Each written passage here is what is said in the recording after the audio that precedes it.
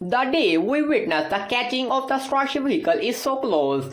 I can almost feel the whipping winds from that landing burn. While everyone was focused on their activities at Starbase, SpaceX made an in-case leap forward with the unexpected Project B14. Shows their huge determination to catch Super Heavy right in Flight 5, deslapping many dubs. Moreover, the Super Heavy catching attempt in Flight 5 seems even more certain with the recent launch license reveals. Looking up at the ISS, it's clear that Starliner return delay isn't over yet. There's so much hot news today. Let's dive in immediately on this episode of SpaceX Saga.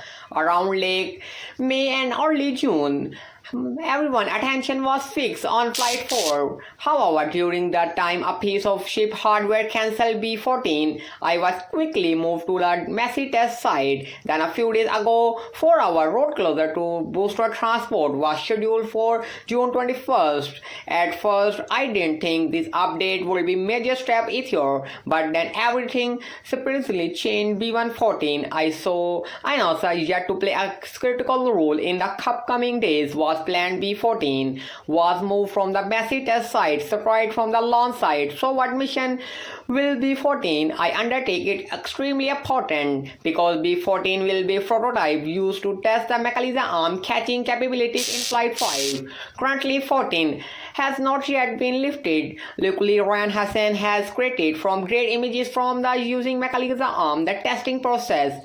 I want to give a huge shout out of the Ryan Hassan team of their fantastic images. Big fans to them because their images they help everyone better understand and upcoming testing process. So I hope those who have watched their videos or seen Ryan Hassan images elsewhere will follow their X page and subscribe to their YouTube channel. So motivate to create more masterpieces in the future. Alright, back to our top through Ryan Hassan videos. I will understand the upcoming test was follows.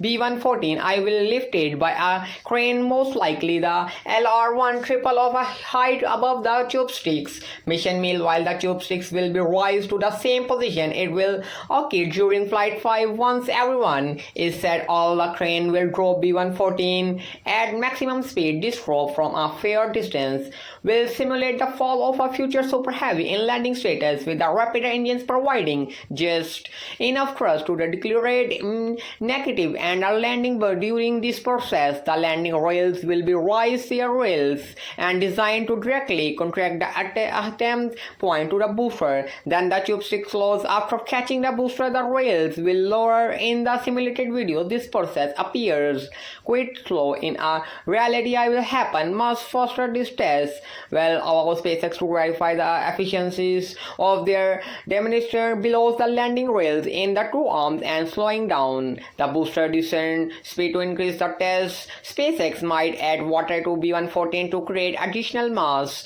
They are completing their operational. B14 will likely be adjusted by the electrodes on the chopsticks, and the chopsticks will then low rotate and place B14 on top of the OLM or orbital launch mount. I believe this step will happen because the use for repairing the OLM was recently removed. So could the producers for the upcoming catch test will verify everything goes smoothly, giving us more confidence in the method of the catching Super Heavy with the mechanism arm in Flight 5. That Flight 5 is also approaching fast, possibly at the end of the July. So get ready to enjoy the next fact of the SpaceX. By the way, please leave a like, share the video and subscribe to your channel to motivate continue updating to the interesting tests soon as possible. The preparations and extremely impressed the show SpaceX great determination to future ensures the goal of catching Super Heavy with the mechanism arm in the next flight.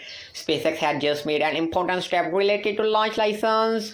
Producers, specifically the images the FCC page shows the SpaceX has submitted information for the upcoming flight in the purpose of the operational section as the important details launch vehicle communication preparation for test flight mission launching from Starbase, Texas. The first stage booster will either return to the launch site from problem and controlled water landing. Indeed, SpaceX purpose in the possibility for the Super Heavy returning to Starbase. This is an important additional because the previous license did not include when SpaceX launch a new mission. It's need to update their license. This is proof that Flight 5 will be the time catch by the mechanism arm is applied. Meanwhile, SpaceX still offers the option of performing a controlled water landing simulations to the Flight 4 attempt. However, I hope the next flight will use the new landing method after completing the reviews with the FCC.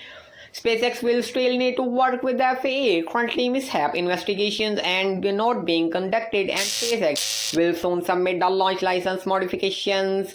Once the FAA approves their request, it will be time to prepare everything and wait for the next miracle on the aerospace industry beside the great mission updates.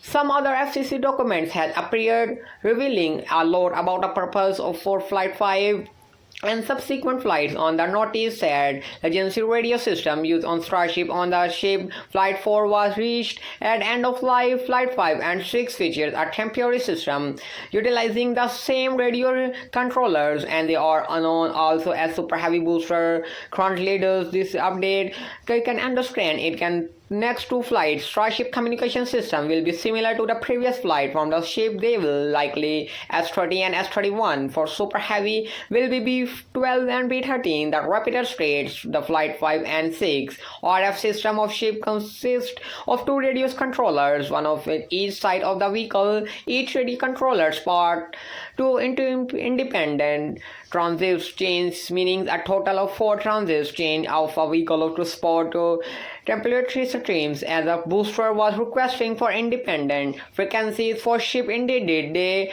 request updated will be fantastic views from the upcoming flights. Will witness the ship impressively re-entry process and most exactly like incredible booster and ship landing on the mechanism arm. Another report on using Starliner during Starship flights clarified SpaceX indeed did to demonstrations high data rates communications with the Starship spacecraft and Super Heavy booster on the ground of launch as in the Starbase, Texas.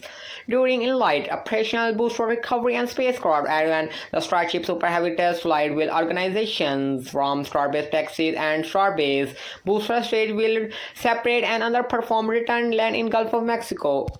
Or at Starbase, Texas, the future looks seen more promising. The first report added in the temporary request from the RF system of Flight 5 and 6. Flight 7 will be future involving on the RF system on ship. Will the update will consider two possibilities. The first is the SpaceX will change the communication system on S-32, the prototype still planned from Flight 7. The second possibility is that SpaceX will a new Starship version. Perhaps we do much SpaceX reveal will appear this year landing to the change communication system. With these options, S-32 might not fly and SpaceX could switch on a new version sooner than expected with percent. Do you think likely it happen?